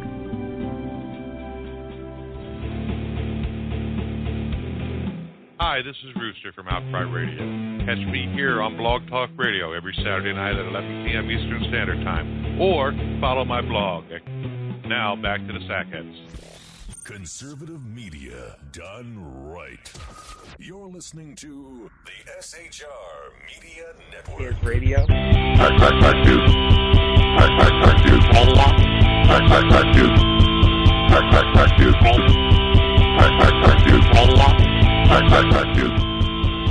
Fact news. Hey, just keep talking like. So you know how they have that, sound distraction device that the military uses sometimes? So it would be the bass from the 76 Impala. Right. Right? I mean, that would just be amazing. They study this in war colleges, right? No, yeah, they went up with them a couple Tech 9s, a 79 Impala, 33s. Yeah, they couldn't get hit. The car kept bouncing. It was ridiculous. Just retreated into the ocean. Right. It was national heroes. So is that when the Marine Corps uniform changed to sag our BDUs around our ass? Yeah, and sights on the side of the weapon. All Weird, M4s, right? Sights on the side. They called it the Compton incident. It was It was a big deal. Was there a monument? Yes, of course there was. What's it look like? Are they robbing a liquor store? What is it? Big Mom on the front porch was a lookout. They couldn't shoot him because the car was bouncing, and they couldn't get a bead on him. ISIS just couldn't even. They couldn't infiltrate. You know what? Talk about a great movie, right? Colors 2. Oh, dude, how great would that be? The bad guys are the good guys. Let's make it. Let's make it, starring Ken McClinton. So anyhow. As Pookie. Okay, so. Oh, God, racist or funny? Oh, Ken, you have to tell us. Oh, well, we're getting funny. Ken. Funny. Boy. All right. So you came up with a story this week. I did. And you know what's funny is after Missouri, the incident happened in Missouri, one of the things that came into question was the police's response. And one of the big things that came into question is the fact that the police were responding in Stryker vehicles that were former military, like MRAPs. MRAPs used in Afghanistan and Iraq, the big armored machines that were being utilized by SWAT teams. And not tanks. Not tanks. Armored vehicles. Armored vehicles. Just armored protective vehicles. And just to be clear, armor is defensive, correct? Completely defensive. Okay. Armor doesn't repel bullets back at people or anything, right? It does so awesome. I know. Anyhow, and we go back and forth, and we're fairly libertarian on this, and we don't believe that the government should be stronger than the people. But we understand that in this day and age, the police tactics and equipment have to evolve to meet the threats. What's one of the biggest threats that we've been dealing with over the last 20 years that is the worst of the worst? Well, what are you getting at? What I'm getting at is because you saw a story. So what is it? What's the president story? has ordered a review after the Missouri incident. Thank you for keeping me on topic. After the Missouri incident, to review the military giving or selling for minimal price retired armored vehicles to law enforcement for use. And I immediately was shocked by this, and I'll tell you why. Because, like you said, they are defensive weapons. Yeah, you know what? They look scary. I can understand why it would look scary. And if you're one of those people that things scare you just because they look a certain way, you probably cross the street when you see somebody of the opposite skin color walking down because that scares you because they may look intimidating. And so I don't trust your judgment just because you're scared of something, what it looks like. I worry now with this increased threat that we're coming up against. Is this the right time to really start worrying about this? So you have Obama basically saying, "Hey, we now need to look at how we're giving these assets out, right?" And basically not wanting to give law enforcement these assets because he's a progressive. And like you're talking about here, we just spent the last half hour plus talking about how, hey, not only do we have a looming terror threat, but that terror threat is directly threatening to us as American citizens, why we as individuals need to pay attention and why Americans need to pay attention. And we talked about already, we touched on Mumbai happened, right, 2008, and how they said, hey, we want to accomplish that here in the United States. We know that that just came out within the last few days, a Homeland Security and FBI bulletin that went out nationwide warning law enforcement agencies about a potential terror threat. We know that Al-Qaeda-related magazines have put an article out, basically a call to action for lone wolf or individuals with instructions on how to do things. So we know that these attacks have happened in the United States since the big event in 9/11. We talked about Fort Hood #1. We talked about the Boston Marathon bombing and the apprehension of the Boston Marathon bombers. That was a running gun battle with explosive devices being used against law enforcement. And automatic weapons. And fully automatic weapons. So let's talk about here, which are highly controlled here in the United States. So I don't know how they got them. So let's talk about this. An MRAP or an armored vehicle it's defensive in nature. It is made to repel bullets or to help protect the occupants inside. And it doesn't matter if it has a V-shaped hull in order for IEDs. Well, we don't have IEDs here in the United States. Folks, we just told you about an Al-Qaeda-related magazine that talks about how to make those IEDs, okay? And if it's a V-shaped hull, who cares? Well, you can mount a machine gun on it. Well, here's my argument to that. Well, you can mount for those of you here in California, well, if that has a bayonet lug, you can mount a bayonet to it. So, it doesn't mean I'm going to. Wait a minute. Right? Have you seen Toyota pickup trucks in the Middle East? You can attach anti-aircraft. Exactly. So it's here. I see, and some conservatives have this argument. It kind of drives me nuts because it's the liberal gun argument, but in reverse. Right. So who is going to respond to this terror threat first? If you have a major terror attack break out here in the United States, much like the apprehension phase in Boston, it's going to be your local law enforcement that responds to that. And they are going to need those armored vehicles in order to effectively respond to that active terror threat. Your patrol level officers that may be trained in some minor small unit tactics, right? Their response is limited based upon, you look at what they have in their patrol cars, right? It's a patrol car. It's a car.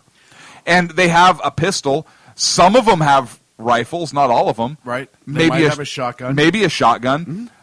A flare gun, maybe, I don't know. Right? Less than lethal, I don't know. So is that enough to go against this type of coordinated small unit terror attack that we may be and most likely will be seeing more and more of? Yeah, and the answer to that is of course not.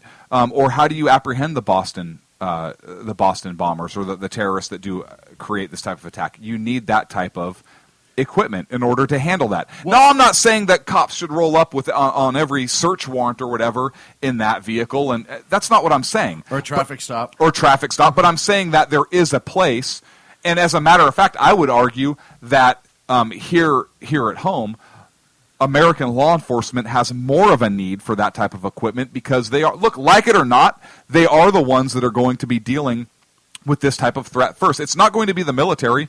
You don't want the military rolling. And who would you rather have answer that call. Would you rather have that equipment maintained under federal control? Right. Whereas now your local cops don't have the ability to respond. So what happens if the federal government gets far too out of control? Do you want that equipment in the hands of the federal government, or do you want that equipment in the hands of local sheriffs, local police who respond to local concerns? And look, more and more stand up against the federal government. Absolutely. How many elected sheriffs have started standing up against the feds? More and more, and yes. some you would never even believe. And my other issue is, we talk about being less reliant on the federal government and making a smaller federal government. And when you become reliant, you're expanding the federal government's power because, you know what? Say these vehicles, and by the way, folks, this action of the military giving their old equipment, if you will, to law enforcement has been going on since the beginning of our country. Hundreds of years. After all the world wars and everything, all that stuff got handed down, and that's where a lot of the equipment, because it's cost effective. First and foremost, it's cost effective. The money's already spent. Right. And versus what we did in Afghanistan, we left billions of dollars of equipment over there. We could be utilizing it in a much better manner. So there's the fiscal argument. Now, smaller federal government. If you take this away from the state and local level, and you say, okay, only the feds will be armed and deploy on this sort of thing. Only the military. Even federal agents. Right, FBI. We want the military to respond in. Or the FBI. To our city streets. Right, just like in Ferguson. Right. Or the FBI. Or any other federal law enforcement who now takes on the task, and they already do this anyhow, but it'll be worse, who now take on the task of local policing in your community. I'll tell you something, folks. That's not a path we want to go down. Oh, no, we have to maintain a contingency at every major city and every major police station of a federal agents and law enforcement just teams, in case. Just in case. Right. And now you start going from there. It's that separation of state. It's that states' rights to be able to protect their own people, and the federal government stepping away. It's not their job to be policing the local streets. It's not. And let's look at another thing here. You have money that's already been spent. Yep. So do you want your tax dollars now to be spent purchasing other types of privately made armored vehicles? Because teams need them. SWAT teams need those vehicles. Right. And you may not like it or think so, but you do your research on it, and you'll see what I'm talking about here. But they respond to this type of event. So do you want more tax dollars being spent, or on a vehicle that maybe looks nicer because it doesn't have that military appearance to it? Again, it's that same 2A argument that the progressives make, right? Why don't you like that gun? Well, because it's scary looking. Aren't we talking about functionality versus look? Well, we're talking about functionality of a weapon versus how it looks. It looks scary, so we're going to ban it. And I look at one local California town, Davis, California, who's ridiculous. Right, they're ridiculous. They are Diet Berkeley. They're one of the most ridiculous cities on the face of the planet. But they obtained one of these less than a month ago from the military for their SWAT team. And it's an area-wide SWAT team. This is in the It's a regional team. It's a regional team. And they also have UC Davis, which is a huge university, a lot of students, target-rich environment if you're a bad guy. They've also do a lot of animal research and things like that there. So now you're looking at ALF and ELF and all that stuff. Honestly, a big potential of an active shooter incident. They voted last night to return the vehicle because the community thought it looked bad. The city has returned or will be returning, and it is not going to be utilized, their armored vehicle that they got because it might look bad. And I quote, one of the comments that I saw from the city town hall meeting was, like, there's really a use for that anywhere in our country, never mind the small community of Davis. Well, idiots, just so you know, it's the unarmed, unprotected communities and facilities that will be attacked first. And you could be the super-duper uber-liberal that you want to be. Jihadists don't care. I want to hug everybody. They're not going to go and be like, oh, you know what? Those guys are progressives. They're fine. I just want to kill the damn conservatives. It doesn't work that way. No, Obama had a message directly. Right. It doesn't work that way. And he's probably the biggest uber-liberal that guy's wearing a hemp shirt and has dreadlocks. He's cool. No. They're going to go, and they don't care. You have to understand something. You have to get out of this mindset that it's an opinion thing with them. It's not. It's their ideology. They think we should be dead. They don't care who is we. Right. We as a nation should be dead. Left, right, black, we're the great white. Satan. They don't care. This is the same people that are slaughtering Christians and children, people that don't agree with them, people that get in their way. They said in their threat that women and children aren't safe. Yes.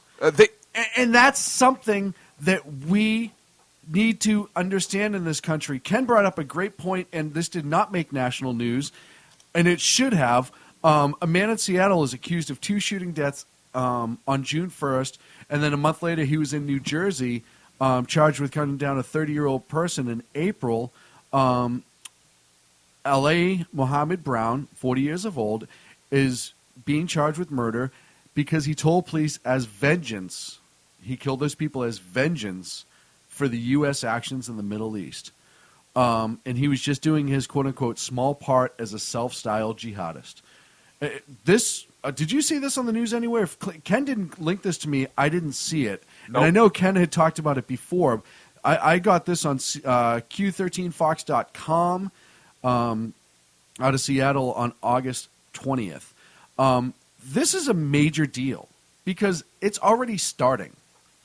And we've warned about this, folks, for years now. We on the show have warned about it. The Exceptional One has warned about it. Rooster has warned about it. Everyone here at the SHR Media Network has been telling you that this is happening. And this is honestly, and I have goosebumps now because this to me is the signal. It's starting. Self-styled jihadists, that is exactly what they are targeting to get going, folks. Yes. And weird, New Jersey, really tight gun laws. Seattle, extremely tight gun laws. I wonder why he picked those 2 spots. Unarmed resistance. So could you imagine if there were several people there that had guns? Would they have returned fire? Right. Would his killing have stopped short? Would he have killed maybe 1? Would he have killed maybe 0? Maybe none. Maybe he wouldn't have gone into his attack because he understands that there are lots of people with guns that are getting ready to protect others. Look, folks, I think 2A, beyond the argument of it's an individual right, I think we are talking about a national security issue. Huge. And Huge. I want to see the conservative candidate for president. I wonder if anybody's going to have and if they come on Sackheads, I will ask them this question. Will you, as president, if elected, handle 2A, the Second Amendment issues, rights of the citizens to keep and bear arms, as a national security issue? Meaning that it is in our nation's best interest that our people be armed for our own preservation, so that to prevent and to help protect our own citizenry and those that can't protect themselves, such as children and the elderly, from some of these lone wolf style attacks. Yeah, no, I absolutely. It's our job. It is our job to take care of our neighbors who are impaired. Yeah, if drugs can be a national security issue, why can't this? Why can't this? And I'm not talking right. And we know the Second Amendment is an individual right. So, and it is a right that comes from God or nature, if that's what you believe. Mm-hmm. But it is a natural right. It's enshrined in our federal Constitution. Therefore, it is for the federal government to say, "Hey, all states, your gun laws are all void because this is a federal issue." Mm-hmm. It's enshrined in the Second Amendment, and so the 10th Amendment is out the window on this because we're talking about 2A. It applies to all citizens, federal issue, no state can restrict it. Yeah. This goes above the state and it does. It absolutely does. And you know, the more I'm reading into the story as you're talking, I'm trying to listen to you. Well, it's not like you and I don't talk about this all week, right? But this really scares me. First of all, the news buried this. Lamestream Media buried this. This should have been on the front page of everywhere right now with ISIS and ISIL, because here is the exact thing that we are being warned about by the DHS now, again, that we've warned about, in our face, and they targeted ordinary citizens, it appears, and admitted to it. This guy knows, listen, he knows in his mind, even if he goes to jail for the rest of his life, he still, in his mind, thinks he's going to get the 72 virgins and Mecca. Yeah. And that's the scariest part. And it wasn't the assault rifle, the big bad assault rifle that he committed the crime with. It was a 9mm handgun. We should outlaw him. If he was only able to legally possess 1 round, this wouldn't have happened. Mm-hmm. Oh, no, 7 rounds. Let's go with the 7-round argument. He killed 4 people. 4 rounds. Oh, wait, what? Yeah, 4 rounds. That's all he really most likely needed. So, folks, and I love the fact that the Seattle mayor came out and defended Muslims immediately, saying that he doesn't reflect the values of Muslims. We need to start getting away from... Why would you say that? Right. Why is that your place to say? How about he doesn't reflect the values of Americans? Right. Hey, he doesn't reflect the values of our community. Hey, you know what? This is a tragedy. He needs to pay for his crime. Yes. This needs to end, and this needs to end now. And you know, this guy, and here's the absolute brilliance of our nation, folks. This guy's going to live, that you and I are going to pay for, in jail for the rest. He admitted to it. He's going to jail for the rest of his life. And you and I are going to pay for that one way or the other. It's going to be interesting to see if he'll be charged federally for terrorism. Of course not. Why? Terrorism is criminal, according to this administration. Right. Right? Fort Hood 1 was workplace violence. Workplace violence. But will he be charged on a federal level and go to a federal Boston prison? Bombers are rock stars. I know. Rolling Stone magazine. I know. It's sad. But, you know, this goes a couple different ways. First of all, where was the FBI briefing on this? This is such a big deal. Where is the FBI briefing talking about how, you know, this is what we need to look for. This is what we need to watch out for. It didn't exist. Why? Because they want this buried. Because up until really Hagel kind of threw the president under the bus about a week ago. A little bit. When we're talking about Syria and drone attacks and ISIS and all that and how they're the biggest growing threat. And then the 4-star general said the same thing, pretty much, that we've been blind to this and we need not to be. What was it? This is an administrative decision, not a military one, or Yes. something like that. Yes. Kind of like, hey, We so would if we could, but we can't, didn't so we make won't. this call. Right. And all that, and then this went by the wayside, and it happened before those statements. Why? Because the president is trying to downplay, the administration is trying to downplay this. I want to ask the American citizens They're more one worried question. about the FBI involvement in the Michael Brown shooting in Missouri. I want to ask the American citizens this. Are you safer? Do you feel safer today than you did 6 years ago? Sacco? Yes. Do you feel safer today than you did 6 years ago? No. As a nation? Not at all. Why not? Never mind, you don't have a microphone. But but yeah, Sacco doesn't either, right? And folks, we're not safer. We're not as friendly with our allies.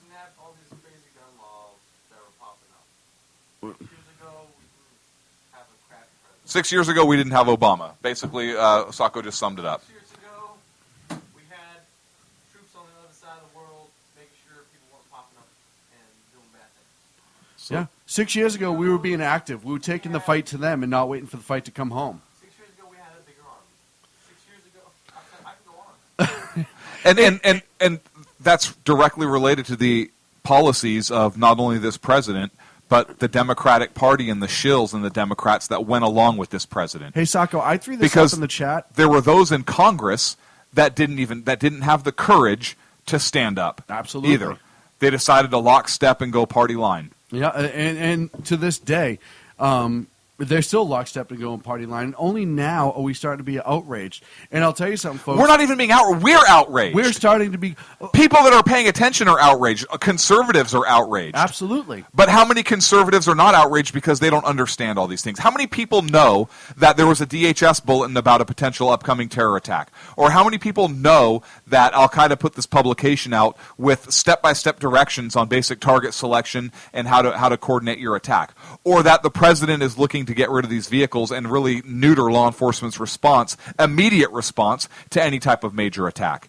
Right. People don't know that, so therefore they're not outraged because they're not informed. They're not informed. They're not awake. They're happy being sheep. Right, absolutely. And Ken, Egg said, and I I didn't hear that particular episode. Egg's show covered it. Ken talking about how the Mexican military firing Border Patrol agents was such a small... And we've talked about that. Yeah, it's We've such talked a about that small on this thing. show. So Yep. we really have to start waking up to what's going on. And listen, we as a nation, if you step back and you look at the facts, it's very easy to see. This, I forget his name already, Ali Brown, is just the beginning, folks. I hate to say it, but they're coming. And we don't want to admit it in this country, but they're coming. I have a kid who works for me who literally said, and he did tours over in Afghanistan, if I'm standing in any public area and I hear somebody yell, Allahu Akbar, he's like, I don't let him get to the third. Because the third is when things go boom. He's like, and all my training and experience that I learned while I was a United States Marine tells me that. If he yells, if he gets the first one out, I get to him before number 3 comes out and I stop whatever he's doing. That's a truth. There's a truth to that. And there's something to be concerned about. Listen, we're up against a break. Egg, you're right. They're not coming here. They are here. They're just starting to backfill the ranks a little bit more. Sacco's closing the door on it. Sacco's closing the door on the segment. We'll be back here at 3 on the SHR Media Network here on the Sackheads Radio Show.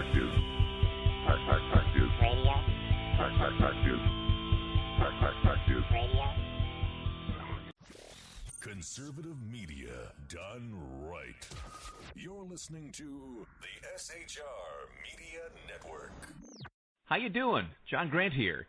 When I'm not slaving over a hot microphone on the 405radio.com Saturdays at 10 a.m. Eastern, I check out Sean and Clint here at Sackheads Radio. We all appreciate the best political bloggers, writers, and commentators. We either get them on our shows or we make fun of them, as it should be. So check us out live Saturdays at 10 a.m. Eastern or forever on the podcasts on the 405radio.com.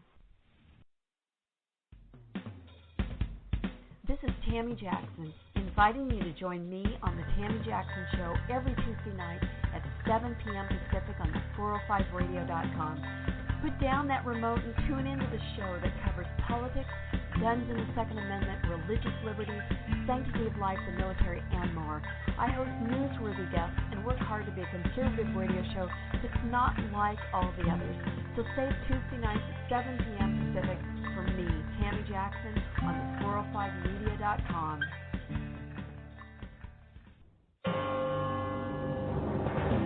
Hello, I'm Paul, a student at Hillsdale College. Here is my professor, Dr. Larry Arnn, on the separation of church and state. America's founders believed in the separation of church and state, in that the country was not to have an official religion or an official sect. But that did not mean that government was to be hostile to religion, or even indifferent to religion, as many today argue. In fact, America's founding document, the Declaration of Independence, includes both a reference to God as the author of the laws of nature and a confident assertion that human beings are endowed by their Creator with certain inalienable rights. Far from being hostile or indifferent to religion, America's founders understood the theology of the Declaration to be an essential part of the education of citizens. This Constitution Minute was brought to you by Hillsdale College. To join the national conversation on the Constitution, go to constitutionminute.org.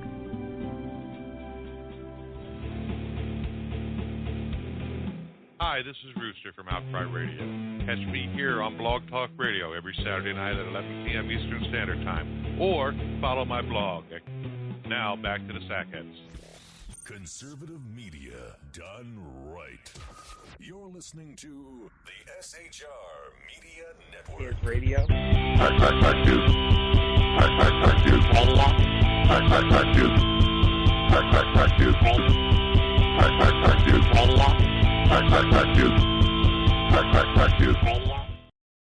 Hey, welcome back here to the Sackheads Radio Show on the SHR Media Network.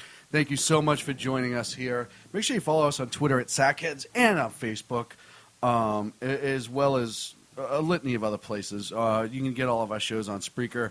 Sacco finally was able to fix and put the mouse back on the wheel and get last week's shows up on Spreaker and our iTunes feed. So thank you so much, including the last 15 minutes. You know what's weird if Which was we have awesome. if we have a computer crash and completely go down and we lose everything, how can Sacco recover a show but the IRS can't recover emails? Weird, right? Sacco, you need to go work Attention, U.S. and government. go get hire Sacco. I finally have the person who can get Lois Lerner's email. He's been sitting in our cage here. I tried. Sacco I don't tried want to get that, a people. job. All right. We have a guy sitting in a cage right here, not going anywhere. Not for a going while. anywhere. We have him. And we can get him to work on it right away. Yeah. So, you know, it's funny. There was a ruling that came out this week. We talked about the Second Amendment. We were talking about 2A, yeah, Um, first lesson, and like it being really helpful to be able to exactly protect people. And even if you, like you said, you make it a national security issue, and it supersedes all state and local laws against firearms. Because it is federal.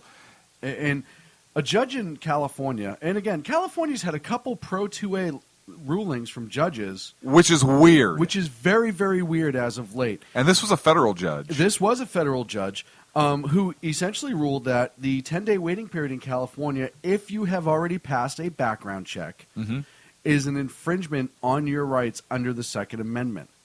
We've talked about on this show the need for background checks. And I agree with background checks. I am not going to come out and say that every person, because of felons, and we can go on and on the list of people that should not possess. And we actually talked about that this week. You and I had actually a very good discussion. I just want to give a snippet.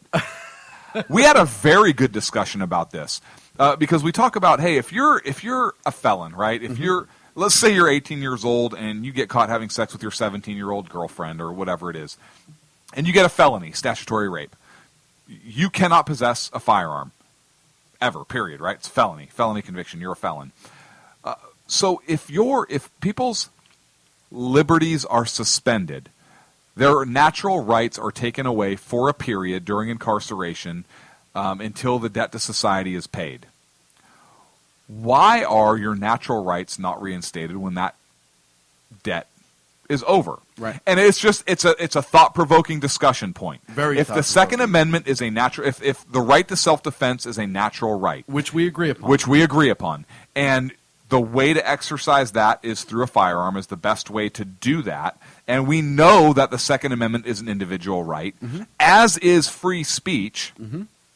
And we know that as is liberty, the right to be free, and you get your freedom back when your debt is paid, and you are able to exercise your other rights under the Bill of Rights. Why is it you can't exercise that under the Second Amendment? And we actually had this, and it was kind of an interesting discussion we had, more from us of a I don't even want to say a cerebral standpoint, but how is it that you can get a lifetime suspension on a natural right after your debt to society has been paid? And I'll even go voting with that also. Now, we talked about, hey, how's about maybe and we threw some ideas out. Hey, what about at the end of it, you have a separate hearing?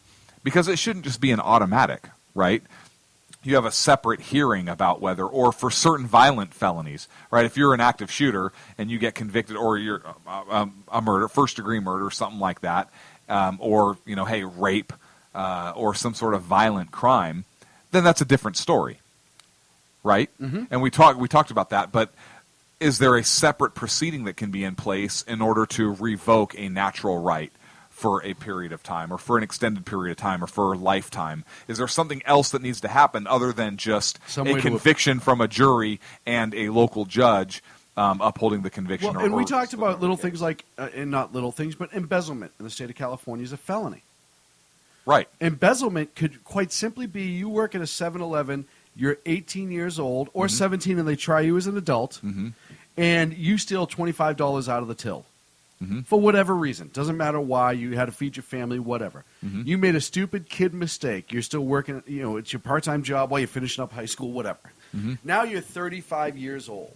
You've never been in trouble again. You have a good job. You're married, 2 kids. But you can only afford, perhaps, a house in a really bad neighborhood. It happens.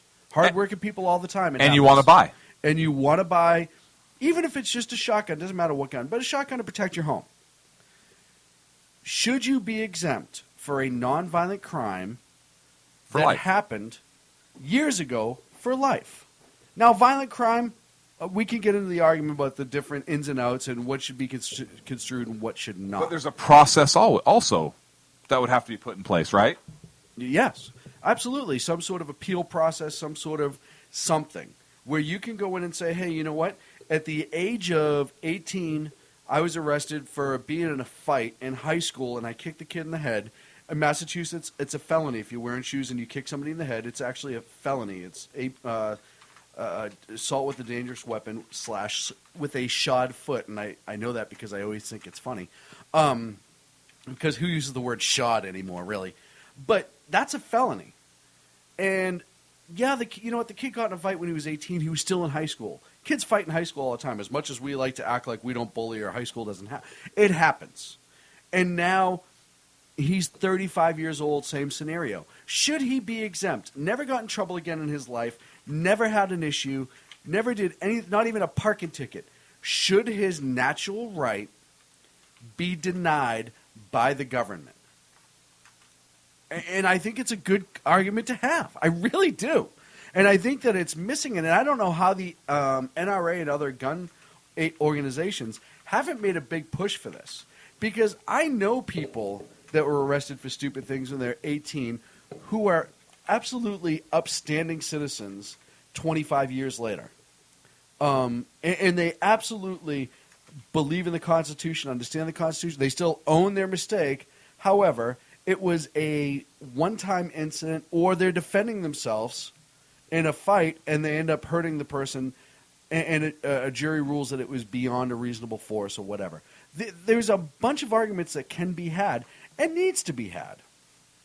So to go back to this judge's ruling, he essentially said, this federal court judge, if you pass a background check for your first weapon, and we're in the chat room right now talking about gun registry and stuff like that, a good conversation too, by the way, so you're missing it if you're not in our chat room, then you should no longer need a background check per a waiting period because your background check has been completed.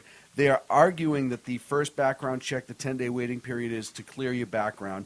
But after you've done that, because of the way the law works, listen, if you're arrested for a felony, you're required by law to turn in your weapons, et cetera, et cetera.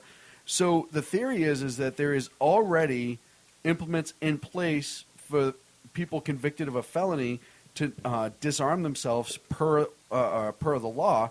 So there's no need to do continual background checks for that weapon when you purchase it. And the argument right now in chat room is gun registry and et cetera, et cetera. Listen, you do need to have a background check. And I believe that. We can have the argument about mental health checks as well. I say that once you get into, once you pass your background check, what do you do? Because then they can create the gun registry. Well, we don't have to attach the gun to the background check. They don't have to know what gun you have. I'm gonna throw that, but they know you have a gun, right? But even at that, no. I submit that you would walk into a completely non-firearm related place, like in California. If you want to work certain jobs, you have to get your fingerprints scanned, et cetera, like teachers and stuff. And they do them at UPS stores. They call them live scans. You go in and you live scan there, and they give you your certificate, and you go to the gun store and say, hey, I'd like to buy. The first thing they do is run your name. They don't get anything else but your name with the ID number cleared. That's it. No more goes into the computer about what you purchased. So now I'm going to take this to a different level. I'm sure we're going to get some reaction, but I'm going to throw this out for argument's sake. Okay. Why should do you have to go a driver's license? Yes. Driving a vehicle on a roadway is not a right. Right. It's a privilege. It's a privilege. Do you have to get a license to exercise your Fifth Amendment right to remain silent? No. Do you have to get a license from the government in order to talk to somebody on the street or give your point of view? Yes or no? No. Okay. So why is it you have to get a license or a background check or to be cleared to own a firearm if you have done nothing to prohibit you from doing so? Well, and I agree with you. However, the way that our system works now, and if we want to change the system, we could change the system. I am talking about how our current system is now. To essentially do what this judge says, say, is close to being in compliance with the Constitution as we possibly can. If we want to start repealing it on a bunch of different levels, I'm all for that. But we should. But we should. Right? Unless you But are. that's not what this judge was hearing. So hang on. I know, but I'm just talking about more globally on this issue. Hey, so you walk in, and I don't even have to give my name. Look, I don't have to give my name when I buy a hammer. No. I don't have to give my name when I buy anything, right? No. So if I go in and I put my fingerprint down, and let's call it live scan, and all of the gun store gets based on my print is yes or no. Yep. They don't get any other information. They don't get my name. They don't get any of that, and it doesn't go anywhere. It's just a, hey, here's a live scan. We conduct the live scan, and yes, it says you're cleared. Or hey, you know what? It says you're not cleared. I don't know why you're not cleared. You're just not cleared. That's for you to figure out, whether it's because you were on a mental health evaluation Whatever. or whether you have felony convictions or you're still on probation or whatever it is. That's the deal. It's a straight up yes or no. Mm-hmm. Or you walk into the gun store, you give your live scan. If it takes a few hours, they give you a number assigned with your scan, and that's it. And you go back, and that's it. You come back, hey, your scan was positive or your scan was negative. Whatever the case is, hey, now we can sell you a gun, just to make sure that you are not lawfully prohibited. Yeah. But you don't need a license or a background check to exercise anything else. Nobody should have your name, because I don't care if people say, well, it's not a registry. Your name is associated with the purchase of a firearm, period. What happened to the Jews in World War II? I agree. When I understand people what just you're saying, knew they had a gun. But I also understand the need to keep people, and this starts getting into the argument of mental health, et cetera, et cetera. And it is an amazing argument to have, because it is extremely polarizing, and there is a bunch of different reasons, both good and bad. I don't think that a violent felon should ever own a firearm. But that's a different story, right? Because Right. your right to liberty ends when you infringe upon the liberty of somebody others. And if you're else's. talking about you're committing violence upon others, But violent you still rape need or that something background like check that, to prove that. and that's why I'd be willing to, like I said, right, thumbprint or something with no name associated. Right. Some But- system in place. The but technology exists. I don't want the gun store to. I don't want the gun store to be putting it in every time I buy a gun, per se, or I don't necessarily want it like, hey, I'm going to buy a gun. Okay, now I'm going to put your name in the system.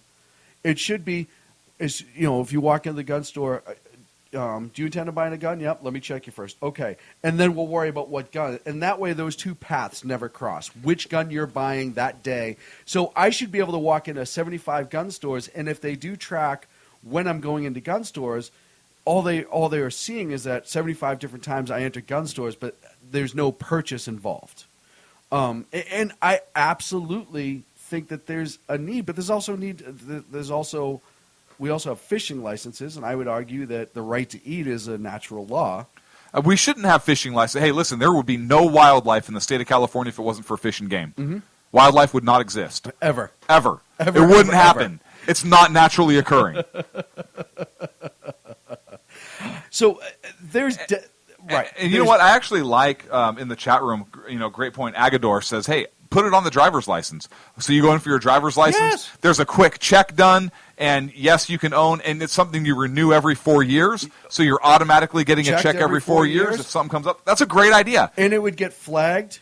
Yep. If you get arrested for violent felony or something, it can get flagged. And you show your ID. You're not required to show your name or whatever. It doesn't get documented on any paperwork. You show the person selling the gun, hey, here's my ID. There's the yes for no according to this idea. And automatically boom, a sell no it to me. for foreigners unless they legally qualify to possess a firearm. Right. Ken just brought up a question in the chat room. No, I think that there is a conversation to be had that meets both the background check need and minimal infringement on our Second Amendment rights. So how's about this? Hey, you know what? If it is illegal, you make it a federal offense. If you are a foreign national and you are prohibited from possessing weapons in the United States until you've lived here for X number of years and have been cleared, or until you have obtained your United States citizenship, right? Because now you catch a terror organization mid-plot or whatever it is. Let's say they're foreign nationals. Now you have some teeth to get them for, and you're prohibiting them. Not that if they're going to do damage, they're going to do harm anyways. They're not worried about a gun charge. Right. But if that's all you have on them, right, it's something. It's something. No, I like I said, folks, this is a great argument, and this is how ideas are developed, and this is how good ideas. Listen, I honestly think that we solved, sitting right here on the Sackheads Radio Show, we very quickly solved, I think, a background check that is required and necessary, and minimal infringement on our Second Amendment rights, and we found a path that I think most people would agree on. I agree. The license thing is an amazing idea. I like that. Hey, and you know what? Again, I don't even want the person at the DMV to do my fingerprints because I don't trust him. But again, the libertarian in me rises up and says, but why do we have to have any kind of check in order for you to exercise your right? It should be you purchase a firearm, and then if you get caught with it, law enforcement runs a background and they find out your criminal history and you have it. Well, hey, guess what? Now you're banged with that crime. Right. Right? Minimum 50 years. Federal penitentiary. Because it's the right to possession. The right to possession of a firearm is in our Constitution. It's bestowed upon us by our makers. So the enforcement of it could be federal. I could see that. Violation of the Second Amendment could be a federal enforcement. Automatic 50 years. If you possess, and I don't care if it's a bullet and you're a felon, boom, 50 years, federal hard time. Done. No questions asked. No, I also, I agree with that on a lot of different crimes that happen in our society. We are just, we live in the great state of California. We inevitably hear about people being released that should never be released. And they go out and do these horrific acts. I'm gonna go one because I know we have wrap up to get to real quick, and I'm gonna take the gun argument away and just take it to capital punishment. Since we're solving world issues here, if you're sentenced to death and you killed somebody and that's why you're sentenced to death, you should suffer the death penalty exactly however you suffered that person to die. I've always said that. Right. And nowadays, so you tied this person up, raped her 17 times, cut her slowly, and killed her over 4 days. Okay, we're gonna put you in a cage with a horny orangutan. No. It's prison. You can find people that will volunteer for this. No, I like the horny orangutan.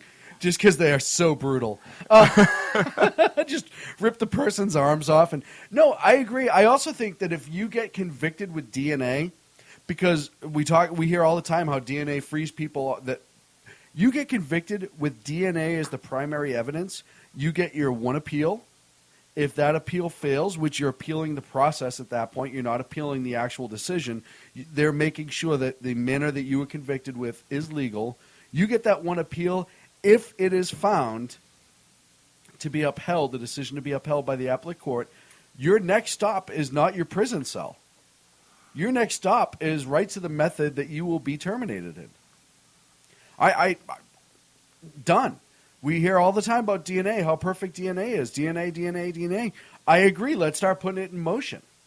I like states that are going back to firing squads. I applaud it. Oh yeah. It's a $4. How is that not humane? $4.99 issue, and it's quick and over, and it's going to end. Oh yeah. I would suggest, not because I'm any kind of sick pervert, but instead of shooting at the heart, which the brain is still able to function for a limited amount of time, and they're able to headshot. Right. Yeah, it's messy, but you could even set up and it's not being humane. It's over quick. Right? I mean... And you could set up like they worry all the time about making sure that the person had the right bullet and that it's... You could set up an automated system where you tie the person standing straight up, the weapons are automated, the entry code is in, and that's it. Everyone can even leave the room. You come back a minute later, it's over. No one will ever know which gun. You can smooth bore the rifles. You can make sure that there's no matching so you don't know You can't smooth bore the rifles, then it wouldn't be a rifle. You know what I mean. It'd be a shotgun. Right. Oh, that's a good idea. Or a musket. Ooh, old school. Musket, baby.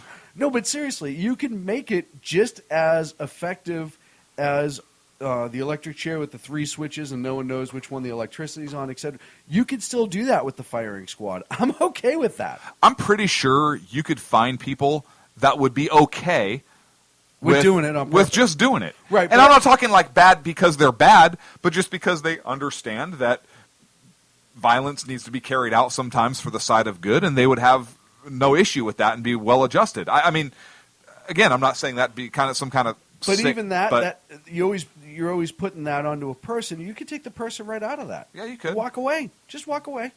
21 nail gun salute at Home Depot. Ken, that's awesome.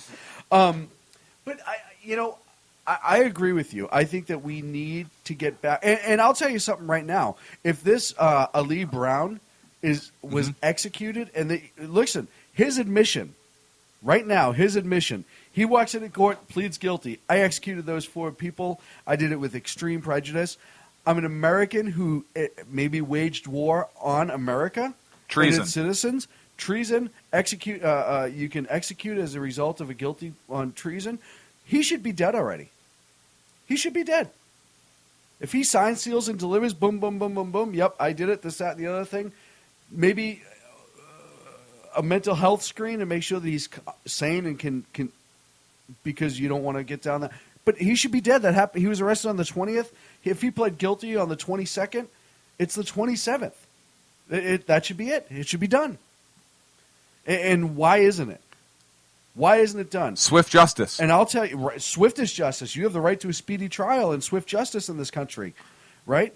So I'll tell you why is because the liberals in this country feel they're smarter than this Ali Brown who executed 4 people in the name of jihad, 4 American citizens in the name of jihad, and he didn't know what he was doing, but they know better for him, and he could be rehabilitated. Even though he's going to die in prison, he could still be rehabilitated and maybe saved.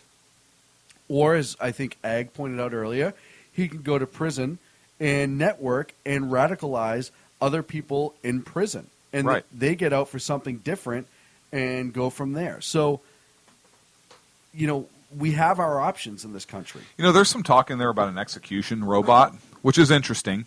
But how about this? How about use it as I loved it in Star Wars. How about use it as like a training opportunity, right? Run. Like, hey, you're training military snipers. You may actually have to take a shot, so we're going to make sure that this is what it's like in real life, right? Yeah. Hey, we're going to get. Did you ever see the movie Jack Reacher with Tom Cruise? And he talks about the sniper and how he all that training and he had to get out of his system. Boom, there it is. Yeah, out of the system. You could train it up, or ballistics testing. Running Man. Right. Let's call it the Running Man. Hey, we need to know how the ballistics of this new round performs when it penetrates a cranial vault. Right. I want to know what design, what it does going in, what it does going out. We need to know the cavity it creates, et cetera, et cetera. So absolutely, ballistically, we can use this against other criminals. He's dying for a good cause. Look at let your last act be something that actually gives back from society versus taking and means something. And it's not anti-death and penalty. not hang on. Liberal progressives right now are going insane. But it's not cruel and unusual because you're not saying, "Oh, we're going to shoot him in the kneecap and then we're going to do this." No, it's quick, right? Right. It ends it. It ends it out of the way. It's done. Yeah, we're not making it's game quicker out than of what it or a happened joke. in Arizona. If you want to argue that Arizona was cruel and unusual because even though he was unconscious, that a guy allegedly suffered for an hour. What did he do to his victims? I forget. Something bad. It was something really worse bad. than suffering for And an hour. I'm not saying that he shouldn't have suffered for an hour, but I'm saying for those people who are against that, this is, boom, it ends it. Yeah. Ends it quick. Yep. And it's cheap and effective. Yep. Wow, we solved a lot of world problems today, my friend. So let me get this straight. Tonight we've explained how ISIS is already here and active. What the president is doing is wrong with the military vehicle review and how it could be used to protect citizens instead of being used as the bad guy for an incident that happened in Missouri. We have solved our issues with 2A registration and also being able to do background checks and how to speed up the death penalty and make it effective. Folks, This is what happens here on the Sackheads Radio Show. Every week here, Wednesday at 8 p.m. Pacific, we're solving problems. We're solving the world's problems. We're telling you exactly how it is. We are not kowtowing to anybody. Nobody pays our bills but us. And we tell you for a reason. This is the information you need to know. And this is the information you need to have. And we're happy to bring it to you. Yeah. I'd like to thank Ken and Ag in the chat who were solving the issues with us actively this evening. And they really, they really brought up some great points that create stimulation. And listen, next week, if you're jealous you weren't in the chat room tonight, next week we'll be here at the exact same time, perhaps. We may actually, we may try to throw a curveball, believe it or not. We may try something different next week. Just because we're like that here on the Sackheads Radio. We may have to solve problems for other nights of the week. We might. We fix Wednesdays. There are other nights that might need problem solving, so we may work on that. Make sure you check out the exceptional one himself, Ken McClinton, on the Exceptional Conservative Show here on the SHR Media Network, as well as Pundit Press, every Monday through Thursday at 6 p.m. Pacific, 9 on the East Coast. Also, check out our good friend Agador. He is on BTR, and you can also get him, I believe it's on Spreaker. Ag, correct me if I'm wrong, but I believe you're on Spreaker as well. And check him out. He and Kel have a great show. And I want to thank Sacco. I want to thank Sacco for showing up tonight, so that's always good. Check out our good friends... Pundit Press Media for Pundit Ag. Press Media. It's The Unpleasant Blind Guy for Sundays. Just the title alone tells you. Also, check out the Evan Miller Report here, 4 p.m. Pacific, for all the day's news and updates. I also want to throw out POF. Check out POF Rifles, Patriot Ordnance Factory. Outstanding product. They have a Tomahawk. Yes. That may even be out, and some great Patriot series out. But they make an excellent firearm, 308 and 223. It's an AR platform, gas piston, and outstanding Great system. weapon. So check them out at POF-USA.com. They're also on Twitter. Don't be afraid to check out RFB Radio, hosted by Ag and Kel as well. Islam Exposed, which is a great show. They're on tomorrow, 1 p.m. Pacific, on BTR. Islam Exposed. Is that the HBO special, or is that the one that's No, on you're Spice thinking Channel? Spice Channel. Spice I think Channel. It's the Spice Channel. Muslim Exposed. We will. That be was a back. good one. I actually saw that one. That was a good one as well. Check us out. Follow us on Twitter, and make sure you get Matter all the of fact, I might updates have for to this watch that coming one right shows. now. Let's can we cue that up? You want to check it out? Yeah, let's do that. Let's go drink a beer and watch it. Thank you very much, folks. Sackhead Sean and Sackhead Clint. And we're working on the immigration papers for a certain other guy who happens to work here, too. For those who are tuning in around the world to the best late-night conservative talk, Sackheads Radio. Sack news. Sack news. Radio. Sack news. Sack news. Radio.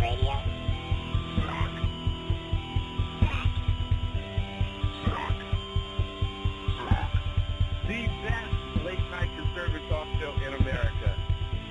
In America. In America. And in this web was a large, I'm pretty sure it was the biggest spider I've ever seen.